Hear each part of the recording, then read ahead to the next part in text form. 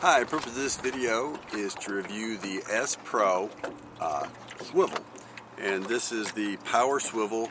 It's rated for 120 pounds test. But before we do that, let me remind everybody to pray when you go fishing.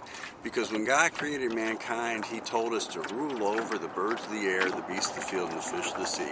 So we can work with the Lord Jesus in ruling over the fish of the seas. But He wants us to ask Him for help. He's not just going to always throw out His help. Although He does say in the New Testament that God's rain is sent on the righteous and the unrighteous. So I guess you can catch some fish if you don't ask. But I've caught a lot more fish since I learned to ask the Lord for help.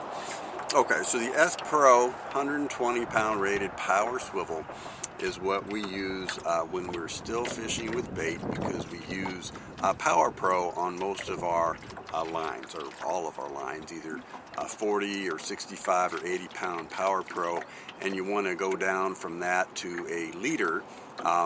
So our leaders are usually composed of the power swivel here, then an appropriate length, an appropriate weight of monofilament, or many times we use a fluorocarbon leader, and then we tie the hook on the other end. So these power swivels have served us very well for well over a decade now, and we use the ones rated at 120 pounds. Many times we'll snag, say, and we'll pull real hard, and something else always breaks. Usually the leader breaks, the hook straightens out at the end before the power swivel fails. We've never had one fail. We've never lost a fish. Now, when we used to use cheaper swivels from, say, Eagle Claw and other lower-end manufacturers, we did have swivel failures and we lost some fish.